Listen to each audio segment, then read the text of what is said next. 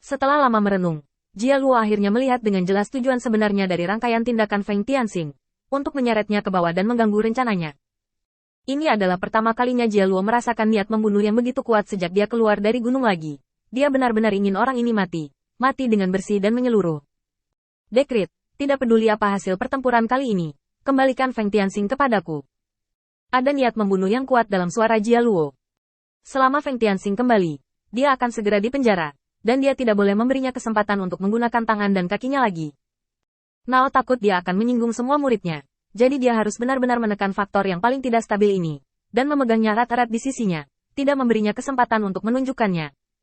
Tidak lama setelah perintah Jia Luo dikeluarkan, bawahan Ming Guangwu mengirimkan laporan pertempuran lagi. Jia Luo menyingkirkan niat membunuh sebelumnya dan membiarkan iblis masuk untuk melapor. Yang Mulia Hui Jia Luo, sekarang Raja Iblis Feng Xing telah membunuh di bawah kota Songdi. Dan menghadapi pasukan Songdi. Bunuh lebih dari 30 anggota penting dari klan iblis di sepanjang jalan. Pemenggalan tidak ada gunanya. Komandan Ming Guangwu telah menghubungi Raja Iblis Feng Xing. Feng Xing menginformasikan lokasi kota penimbunan sumber daya penting di sepanjang jalan. Komandan Ming Guangwu telah menduduki 3 di antaranya dan memperoleh banyak sumber daya. Laporan pertempuran ini membuat wajah Jia Luo semakin jelek. Memang rekornya positif, tapi apa hubungannya dengan Jia Luo? Feng Tianxing pergi ke pertempuran secara pribadi. Tidak apa-apa jika dia kalah. Paling banyak itu adalah kesalahan Feng Tianxing. Tapi sekarang Feng Tianxing membuat langkah besar. Sepertinya dia tidak kompeten. Melihat makna di balik berita ini, Feng Tianxing telah menembus garis pertahanan Songyi. Dan setan tak berguna Ming Guangwu dapat memasukinya untuk menjara sumber daya. Di balik kritik tersebut adalah hilangnya kredibilitasnya. Wajah Jia Luo sangat suram. Dan matanya yang dingin tertuju pada ruang terbuka di luar aula. Feng Tianxing, kamu memang pantas mati.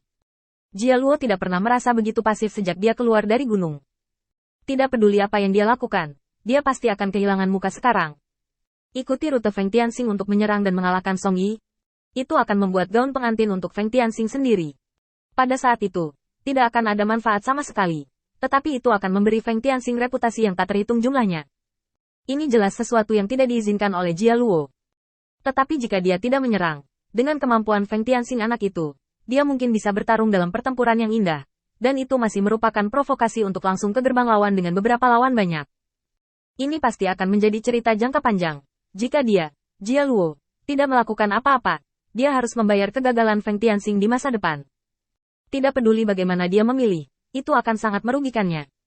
Setelah benar-benar melihat apa yang dilakukan Feng Tianxing, Jia Luo tidak lagi memiliki kebaikan yang sama terhadap Feng Tianxing seperti sebelumnya. Dan yang bisa dia pikirkan hanyalah pembunuhan yang belum pernah terjadi sebelumnya.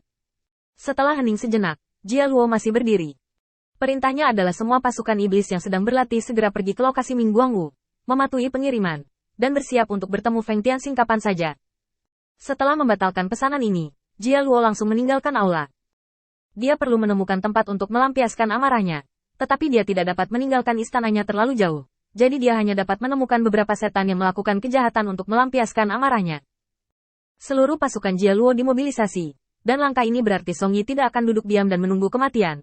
Jika Song Yi tidak duduk dan menunggu kematian, itu berarti Jia Luo harus menghancurkan Song Yi sebelum dia bisa melaksanakan tugasnya. Rencana besar untuk menaklukkan kehampaan dengan ketenangan pikiran. Semua rencana terganggu saat ini. Niat membunuh Jia Luo terhadap Feng Tianxing telah dimulai, dan rencana awal untuk memanggil Feng Tianxing kembali ke penangkaran juga telah dibatalkan, dan sekarang dia hanya menginginkan nyawa Feng Tianxing. Karena segala sesuatu tentang dia benar-benar terganggu. Jika Anda belum mengumpulkan cukup kekuatan dan tidak memiliki kepercayaan penuh, Anda harus menghadapi kehampaan, dan Anda harus melawan gelombang sebelum melawan kehampaan. Apakah kekosongan begitu mudah untuk dihadapi? Melihat presiden klan iblis besar yang dikepung dan ditekan, dan kemudian melihat nasib kaisar iblis sebelumnya, siapapun dengan mata tajam dapat memahami bahwa melawan kehampaan hanya dapat mengandalkan kesatuan klan iblis, mengandalkan pada komandan yang sangat kuat dari klan iblis. Mengandalkan semua hanya upaya iblis yang dapat melakukannya. Tapi sekarang keluhan pribadi ini diperangi, masalahnya akan menjadi lebih besar. Menekan dengan 3/4 kekuatan penuh iblis dan mengalahkan 1/4 iblis di Song Yi adalah harga yang sangat mahal. Dan kemudian kita harus menghadapi pertempuran ini.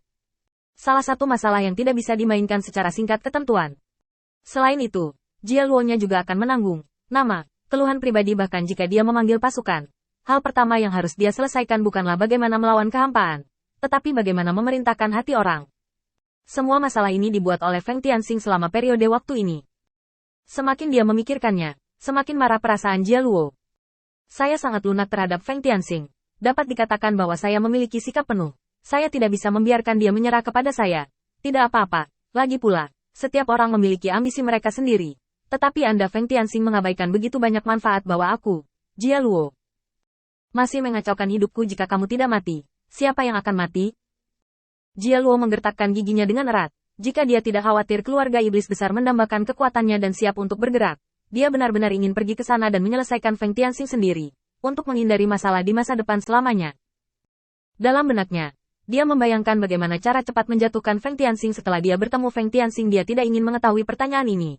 Tetapi ketika dia memikirkannya, Jia Luo sedikit terkejut.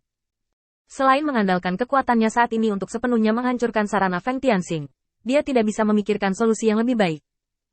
Dengan kata lain, selain dia, tidak banyak iblis yang bisa melakukan ini. Setan yang dia kirim hanya bisa membawa Feng Tianxing kembali dalam satu keadaan. Itu adalah Feng Tianxing bersedia untuk kembali bersama mereka. Memikirkan hal ini, Jia Luo merasakan ketidakberdayaan di dalam hatinya. Dia tampaknya telah meramalkan bahwa setelah pertempuran ini, Feng Tianxing harus menghilang tanpa jejak. Apakah kamu begitu yakin bahwa aku, Jia Luo, sangat takut pada keluarga iblis? Jia Luo ingin keluar sendiri beberapa kali, mengabaikan keluarga iblis besar ini, dan pergi untuk membunuh Feng Tianxing sendiri. Apakah Anda ingin putus asa sekarang untuk memecahkan bahaya tersembunyi terbesar dari Feng Tianxing, atau mencari peluang di masa depan? Pertanyaan ini sudah lama ada di benak Jia Luo, dan dia tidak dapat menemukan jawaban yang cocok. Karena dia tahu terlalu sedikit tentang keluarga iblis besar. Selain pertukaran keuntungan sebelumnya dan penyelesaian serangan yang diorganisir oleh Feng Tianxing, dia tidak memiliki pemahaman yang komprehensif tentang keluarga iblis besar, tetapi berpikir untuk mengikat mereka secara paksa ke keretanya dengan kehormatan mengalahkan Void. Keterasingan rahasia dari keluarga iblis besar adalah pertanda dari keraguan-raguannya hari ini. Berdiri dengan tangan di belakang punggung, menatap ke langit, Jia Luo tiba-tiba tersenyum masam. Kerja bagus, Tianxing. Lain kali, aku tidak akan memberimu kesempatan lagi sebagai guru.